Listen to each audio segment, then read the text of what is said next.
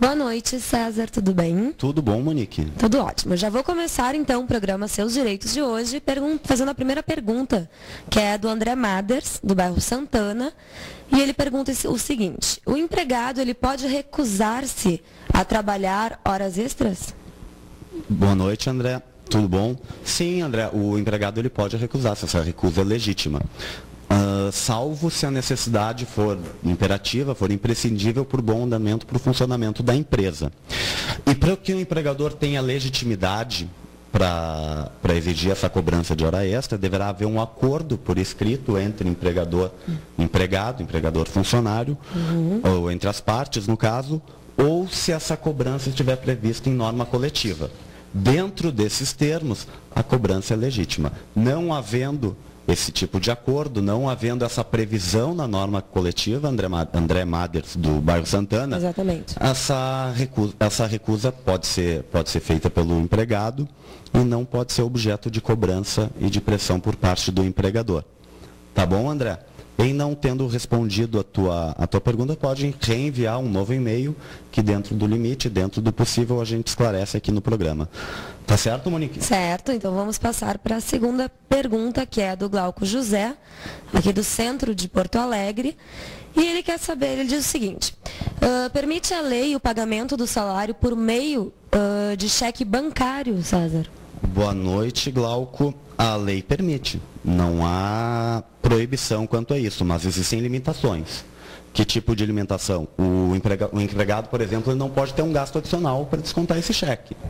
E se preciso for, o empregador deve liberar o funcionário para que vá fazer esse depósito, para ele vá descontar o cheque de acordo com a necessidade, ou depositar ou descontar. E a forma de pagamento com cheque não poderá também provocar um atraso no pagamento. Esse cheque deve ser compensado, deve ser descontado no dia em que a lei estabelece o recebimento do salário por parte do empregado. Tá bom, Glauco? Na data correta, né? Sim, sempre na data correta. A Joana Amélia, ela é usuária do serviço pré-pago de telefonia móvel, né? E gostaria de saber se ela tem direito a receber a fatura detalhada de todas as ligações realizadas. Essa é uma pergunta interessante, Monique, porque a gente tem em mente que só quem tem direito ao detalhamento dessa cobrança é o usuário do serviço pós-pago, né? Daqueles planos, mas não. A determinação da Agência Reguladora de Telefonia agora é que, inclusive, o usuário do serviço pré-pago, viu, Joana? Ele tem direito a receber o detalhamento de todas as ligações efetuadas do período anterior até 90 dias do período solicitado pelo cliente da operadora. 3 meses, então? 3 meses, 90 dias, ela tem direito a esse detalhamento e detalhe, sem custo algum.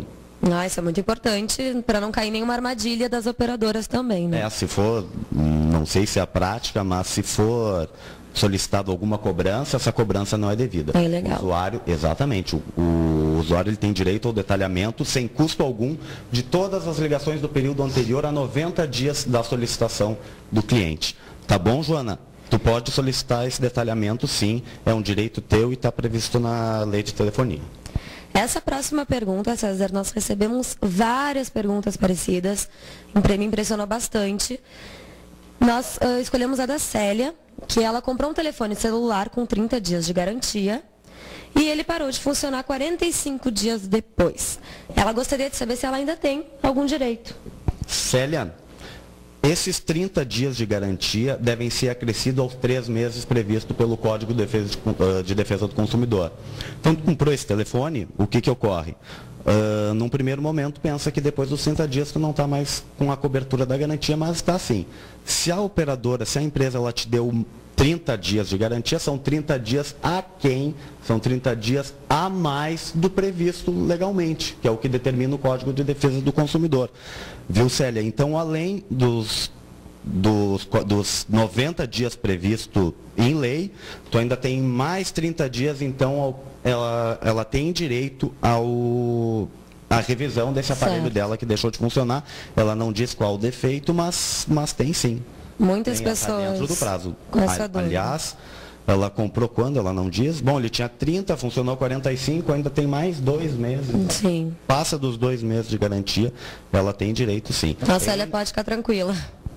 Pode ficar tranquila, ela pode solicitar esse conserto do aparelho ou a troca, o Código de Defesa do Consumidor ele determina isso, e em não tendo esse direito, em não sendo atendida nessa sua demanda, mesma coisa, PROCON ou Juizado Especial Civil, tá? Procura um advogado, aliás, no JEC tu não precisa de advogado, eu sempre aconselho que a pessoa vá com uma ajuda especializada, né, para ter uma garantia, mas ela não é obrigatória, certo. É só uma sugestão. Em havendo o desejo, em não sendo atendida essa sua demanda, ela procura o Juizado Especial Civil, a Célia, ela não disse o bairro, né? Não falou de onde é. E ela tem que ser atendida, sim, ela tem esse direito, é uma garantia que ela tem. Correto, então.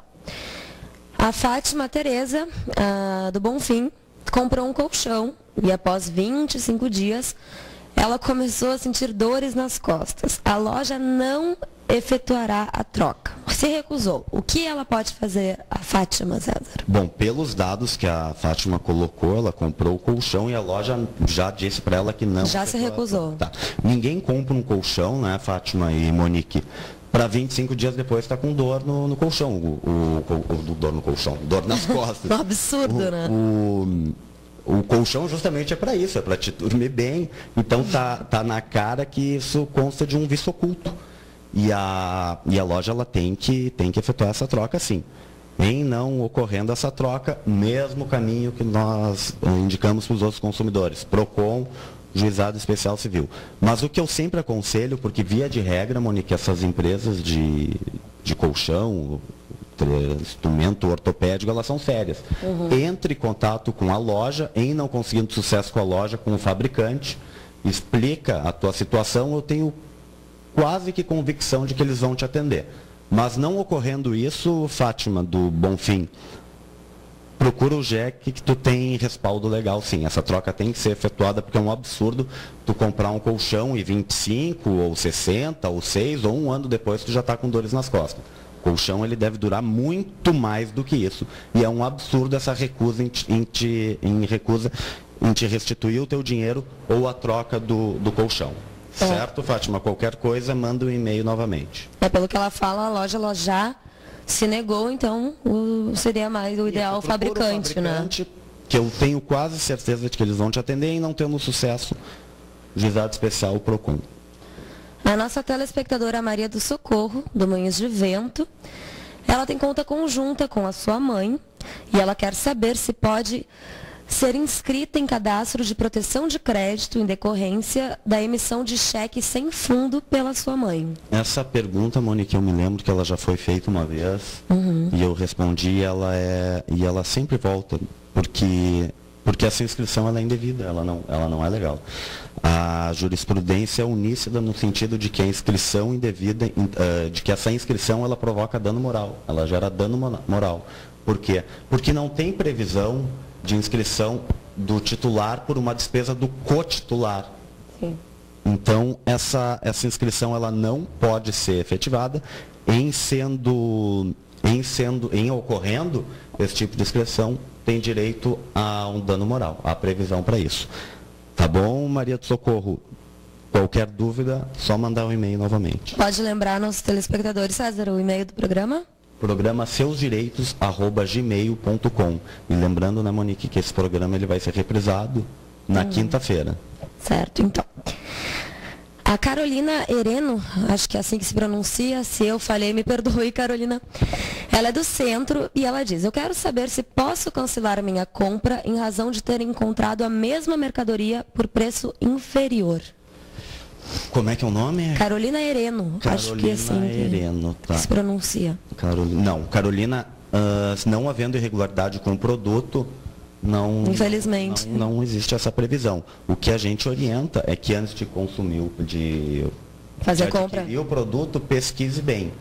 Porque esse tipo de troca por descobrir um preço numa mercadoria mais barato, ela não é prevista. Quando é que ocorre? Quando é que pode ocorrer essa troca? Quando o fornecedor se recusar ao cumprimento de uma oferta anunciada, no caso de vício, por exemplo, do colchão tu não vê que ele está com problema pelo simples fato de olhar. Com o uso, tu começa a perceber que ele tinha algum problema, e esse problema oculto a gente denomina de vício. Ou se no prazo de 7 dias o consumidor desistir por arrependimento desde que essa compra não seja feita em estabelecimento comercial.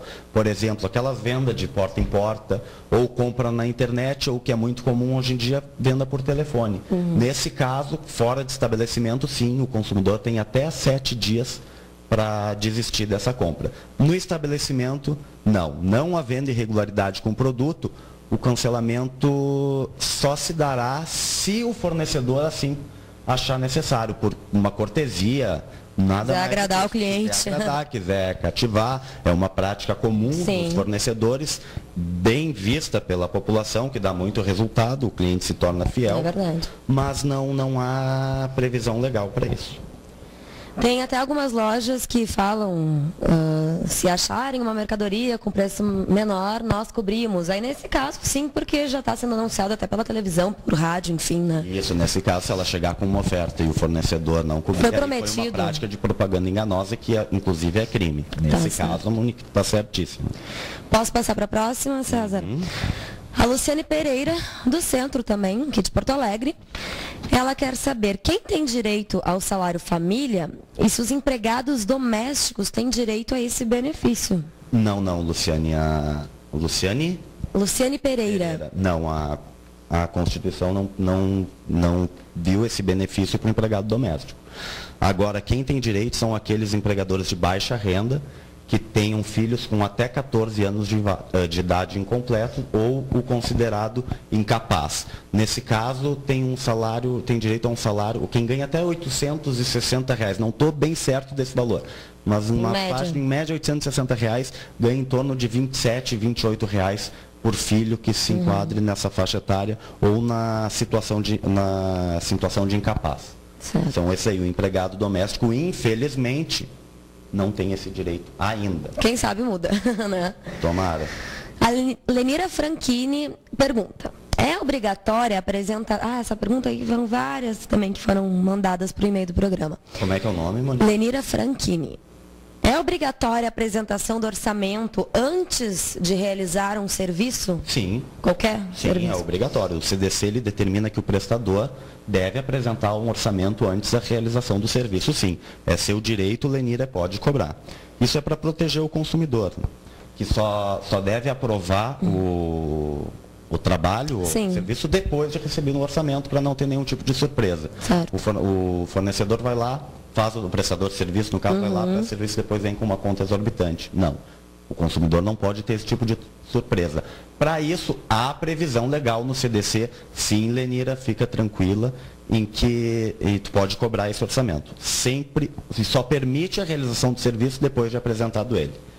Sim, por exemplo, eu quero fazer uma reforma na minha casa, eu quero 5 orçamentos. A pessoa que vai fazer o orçamento da minha casa também não pode me cobrar nada por fazer esse orçamento. Pode te cobrar, e ela tem que te indicar o quê? A data do início, o término da obra, previsão de condições de pagamento e o valor. Essas três situações têm que estar bem claro. Preço da mão de obra, início e término. Tá bom? Certo, então. E as condições, em quantas vezes. A Glória do Moinhos de Vento, ela perdeu a consumação e teve que pagar R$200 de multa. Acredito eu que numa casa noturna. Esse valor é legal, César? Não existe previsão também, Glória, para essa cobrança. Isso é o tipo de situação em que o empresário ele passa para o consumidor o risco da atividade. Não, quem tem que controlar o que é gasto não é o consumidor.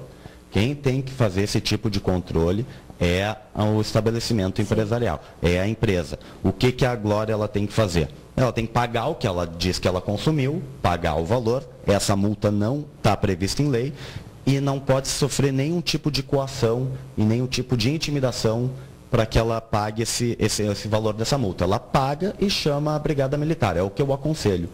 E não precisa ficar preocupada que essa cobrança não é devida. Tá bom, Glória? César, só complementando, não pode, então, o pessoal do estabelecimento, o responsável pelo estabelecimento, segurar, por exemplo, a Glória no local. Não, isso é crime. É crime, não. Completamente proibido. A gente já ouviu falar, mas é uma prática arbitrária. Certo. Certo? Bom, nós vamos dar um breve intervalo, então, e daqui a pouco nós voltamos